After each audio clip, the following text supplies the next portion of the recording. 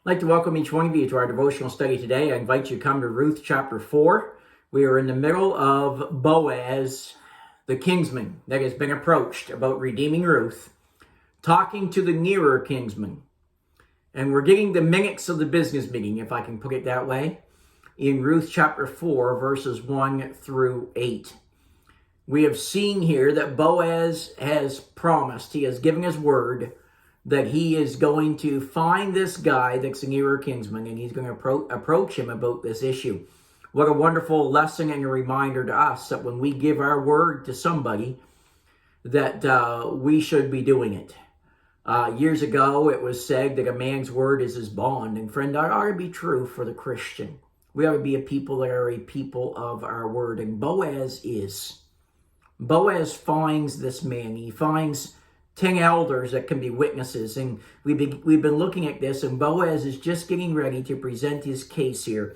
So let's look in on this in Ruth chapter 4, verses 1 through 4. It says, Then went Boaz up to the gate and sat him down there, and behold, the kinsman of whom Boaz spake came by, unto whom he said, Ho, section 1, turn aside, sit down here. And he turned aside and sat down. And he took 10 men of the elders of the city, and said, Sit ye down here. And they sat down. And he said unto the kinsman, Naomi, that is come again out of the country of Moab, selleth a parcel of land, which was our brother Elimelech's. And I thought to advertise thee, saying, Buy it before the inhabitants, and before the elders of the people. If thou wilt redeem it, redeem it. But if thou wilt not redeem it, then tell me, that I may know, for there is none to redeem it beside thee, and I am after thee. And he said, I will redeem it.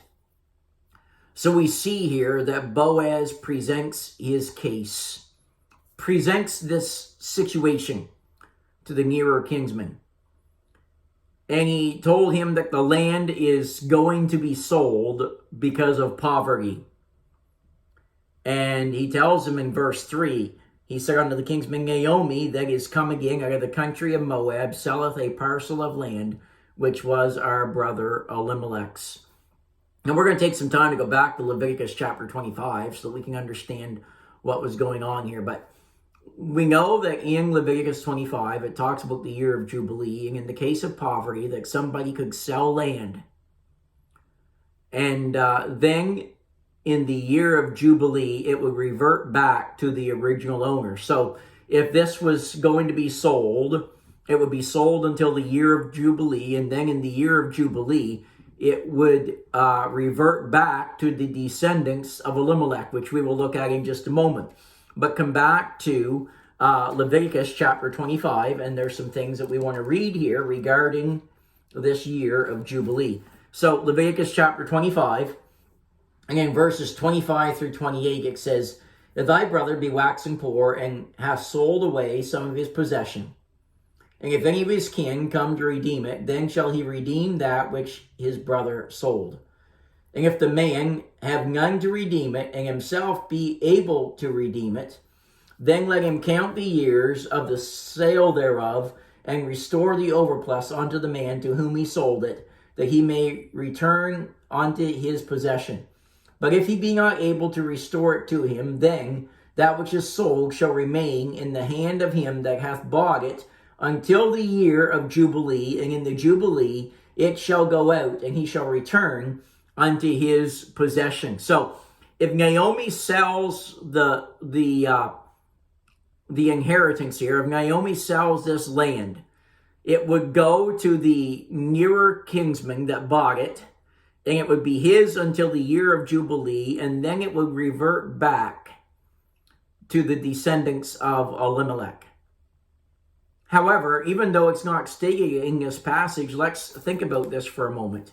Elimelech has died in Moab.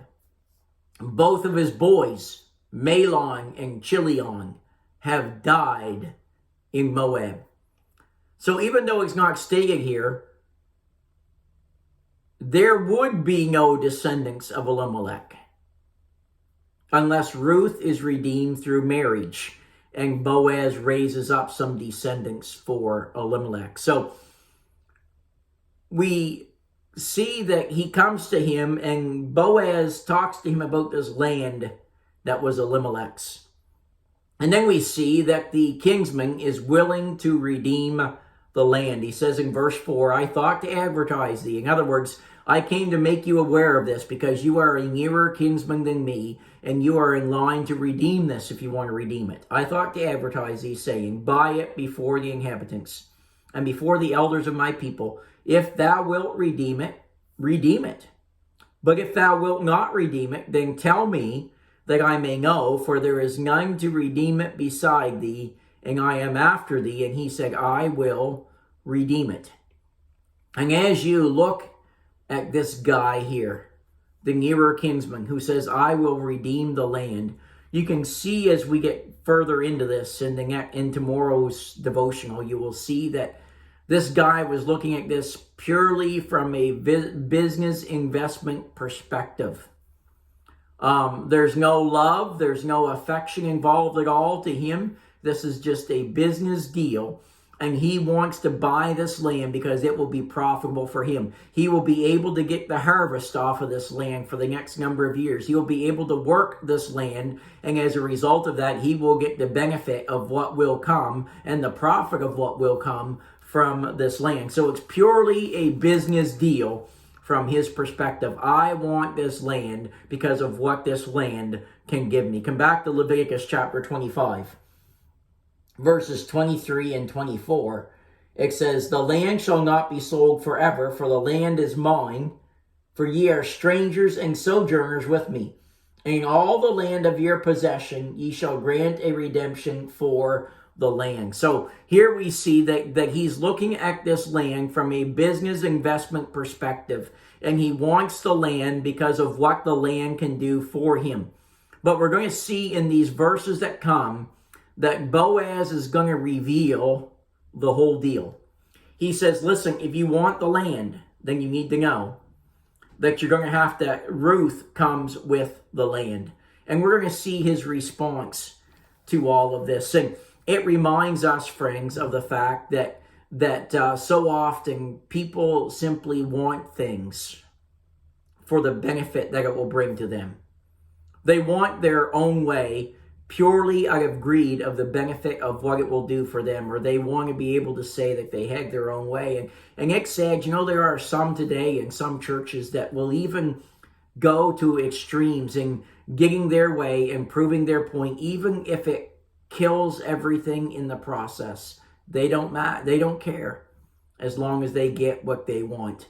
And so here's a guy that wants to redeem the land, but we're going to see that he is not willing to redeem Ruth. And as a result of that, he gives up his right to redeem the land. And we're not going to go into detail on that today. I do encourage you to do some study and do some reading in Ruth chapter 4, verses 5 through 8, and we will look at that tomorrow, as we don't have enough time to even really dive into that today. But there's so many wonderful blessings that we can learn as we come through this particular passage of Scripture. And we need to understand, friends, as we think about the land going back in the year of Jubilee, we need to understand that everything that we have belongs to God. It is on loan from God to us. And may we be wise stewards with that which God has entrusted to us. 1 Corinthians 4:2 says, moreover, it is required in stewards that a man be found faithful. Lord, help me to be faithful what you've given to me, and just not use it for greed or for my own benefit, but for the honor and the glory of the Lord. That's my prayer, and I hope it's your prayer as well. Have a great day.